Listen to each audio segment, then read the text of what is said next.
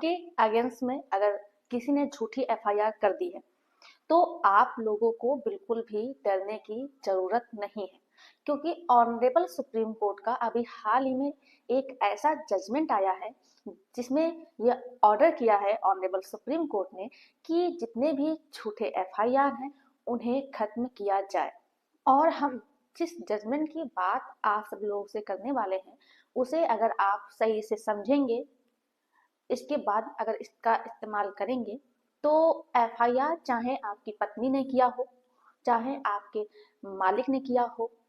आपके एम्प्लॉय ने किया हो या एम्प्लॉयर ने किया हो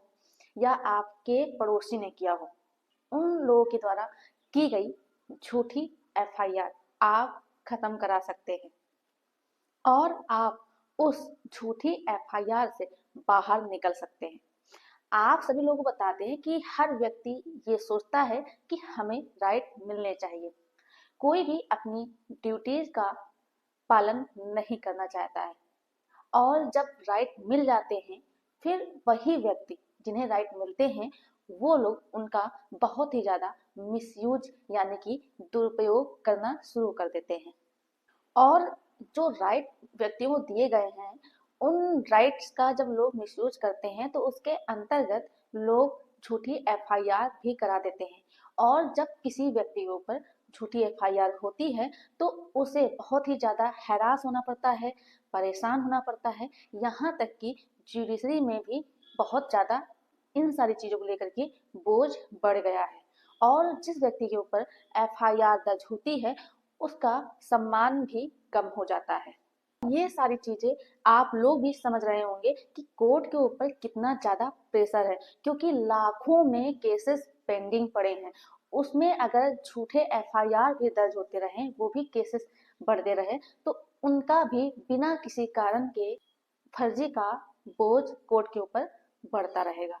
इन्हीं सारी चीजों को देख करके ये विचार किया गया है, ये आदेश आया है कि अगर कोई व्यक्ति झूठी एफआईआर कराता भी है तो उसे शुरुआत में ही खत्म कर देना चाहिए, कोर्ट तक ये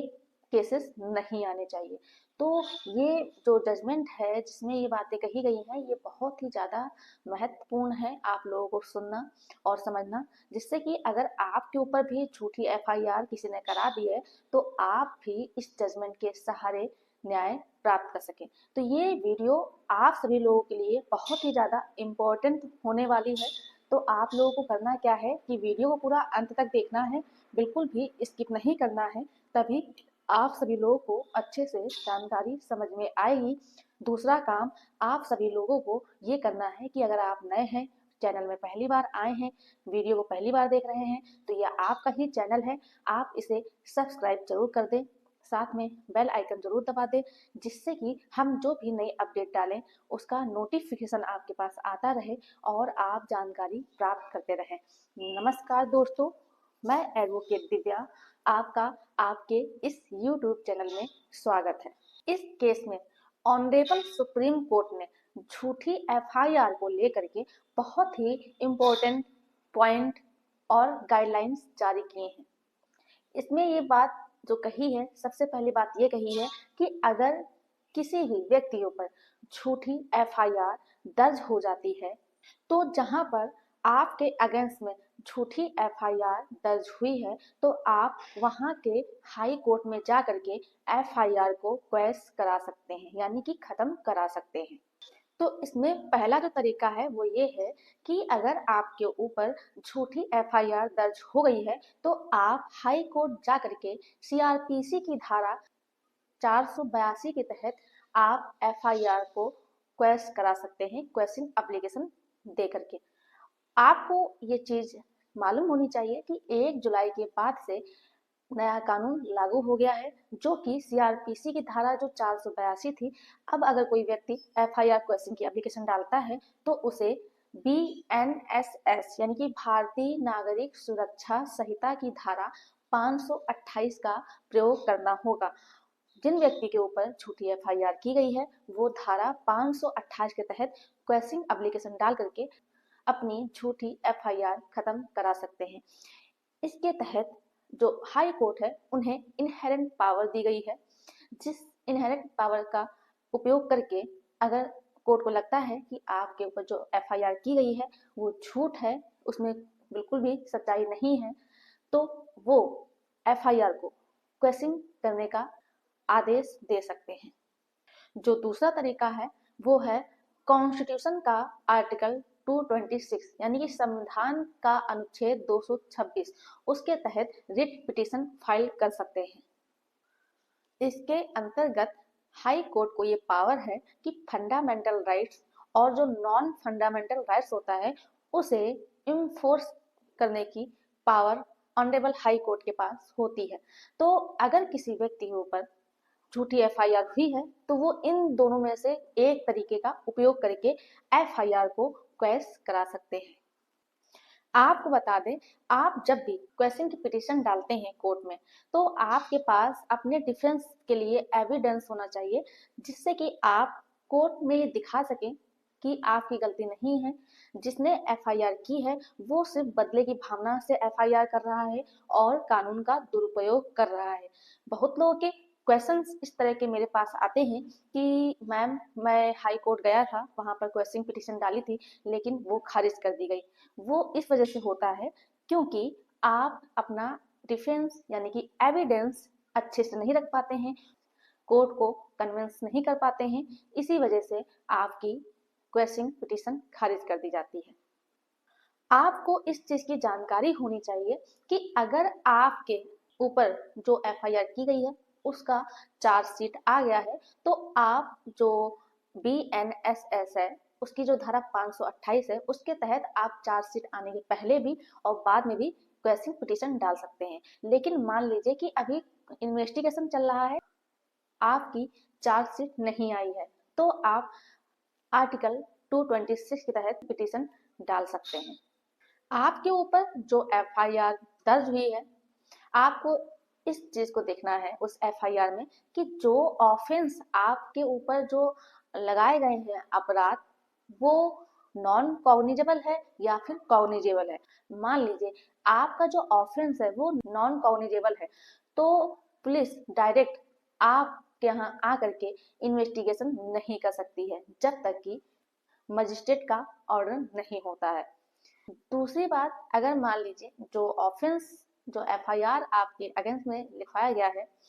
उस ऑफेंस को लेकर के कोई भी विटनेस नहीं है, कोई भी गवाह नहीं है, तो आप ऐसे भी एफआईआर को कोर्ट जाकर के क्वेश करा सकते हैं।